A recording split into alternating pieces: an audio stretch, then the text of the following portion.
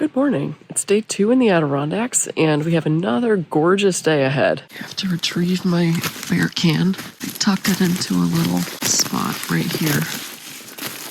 Breakfast today is a protein waffle. It actually tastes pretty good, even though it's kind of like funky ingredients, and I think I'm gonna add some Nutella on it too. Here's part of the reason why my load was so heavy yesterday. I did not pack in the most ideal way, partly because I didn't have time to really properly prepare. I brought 2 water filters. I didn't have time to test them out. I wasn't sure how well each of these filters had been cleaned out, so I brought them both. This one's even worse. Brace yourselves. I brought 3 books with me. I really didn't know what I felt like reading. I've been meaning to revisit Faulkner, but then I was like, oh, it might be nice to do some kind of themed reading. So then I thought, like, I've never really read Walden. I think maybe I read it in high school, but I don't remember any of it. The first essay in this book references Thoreau, so I thought that might be a nice reading pairing. For me, choosing books is kind of like choosing clothes. I don't know what mood I'm going to be in that day, and it really has to fit my mood. So I brought all 3 of these books. Very stupid. Don't recommend. It was heavy. It's really hot sitting in the sun here, and then every time I think, oh, it looks so inviting in the woods in that nice little shady spot where my tent is, I go in and there's a cloud of mosquitoes. Yeah, I just looked down and there were 2 mosquitoes biting my foot at the same time. Managed to kill both of them.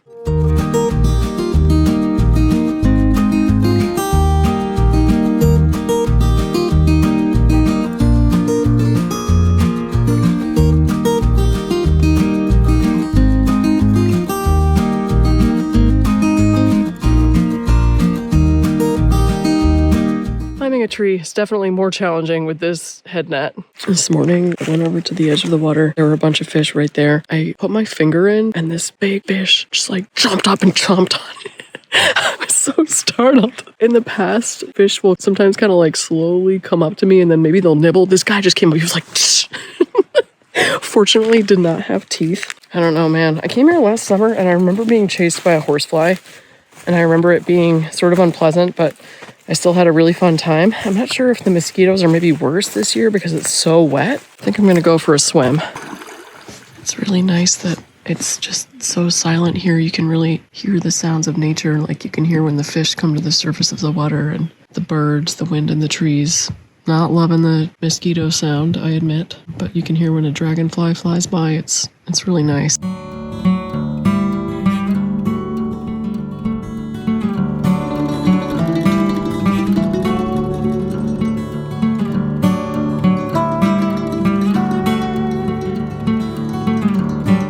Taking another nap.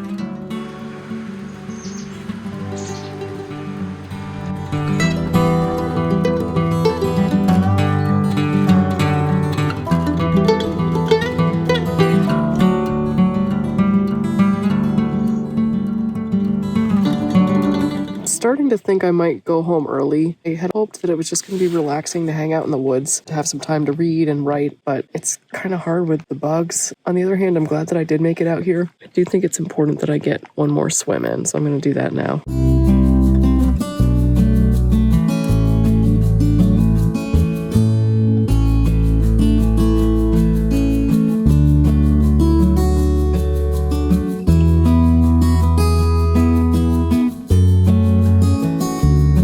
Here come the mosquitoes. Didn't take them long to find me.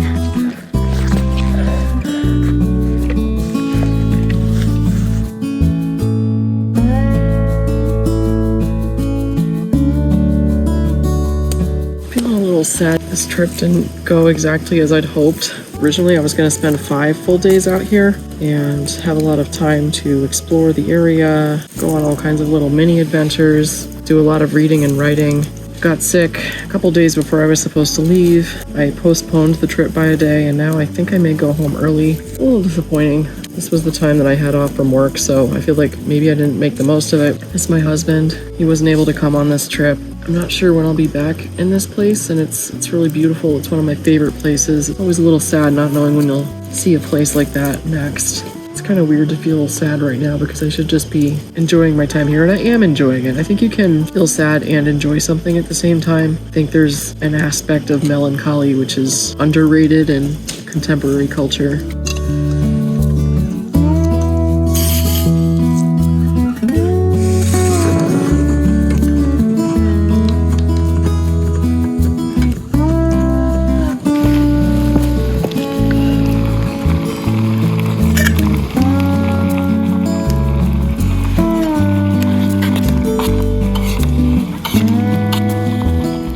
tried a new recipe. Oh, it looks it looks gross, but that's oregano. It's dried rice with oregano and dried lemon rinds, and I'm gonna add a tin of mussels and some chicken. I also threw some black beans in there, not because I thought it sounded good, but just because I didn't have time to dry more rice, and there was barely enough rice to make a dinner, so just kind of a mishmash of stuff. Those mussels look and smell so good right now. Tastes pretty good. It's not exactly what I had imagined. Also, things got really sloppy with the mussel tin, so I don't think I recommend that. It's the loon. It's coming toward my area.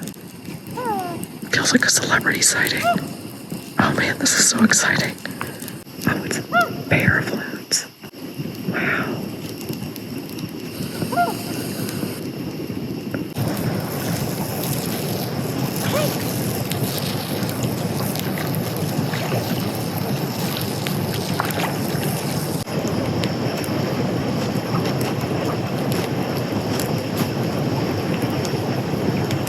That was amazing. I'm so glad I got to see that. It's the kind of thing that makes it all worth it. There were 2 adult loons that were fishing. They swam over there for a little bit, and then they popped up right here, right in front of my campsite.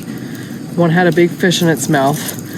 And then there were 2 other birds that I thought looked like loons, but I wasn't sure because I know that only 1 pair of loons lives per lake. But then they all came together, and I think those were their young because they looked a little bit smaller and they had slightly different colors. So I think the parents are kind of teaching the kids how to fish. It's amazing, so beautiful.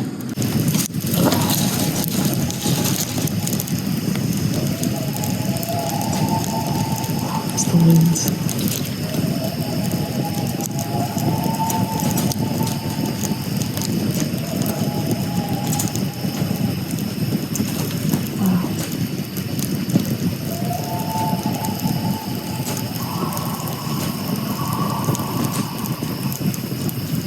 Been pretty vocal today. Lots of loon sounds.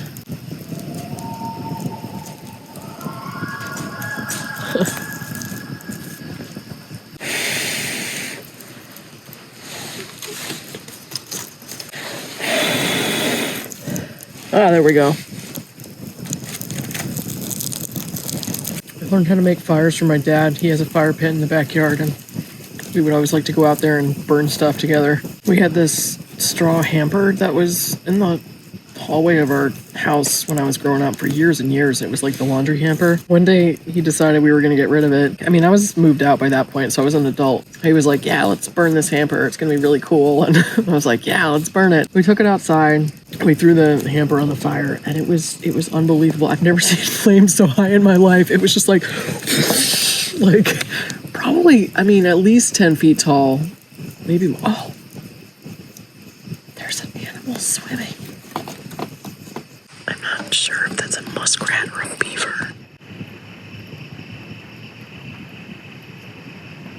Might be a muskrat. There it goes. So yeah, the hamper, total conflagration, very impressive. We were like stunned. And then we were like, thank goodness that thing never got on fire while it was in the house. My husband and I have long tried to spot a beaver while in various wild places. There was another spot, a wildlife place in Massachusetts, where there were definitely beaver lodges around. And we saw this animal swimming in the water that looked like a beaver. So we were like, it's a beaver, it's a beaver. And this man who was near us on like the nature trail was like, no, it's a muskrat. It would probably be more romantic if it were a beaver, but it's a muskrat. Like this really angry voice. We were like, okay. So now I'm always like, if I see something that I think is a beaver, I'm always like, oh, it might be a muskrat. Don't get too excited. We also saw this incredible, in the Tetons, 3-tier beaver lodge. They basically redid this whole meadow by building a series of dams that flooded it at different levels. It was pretty amazing.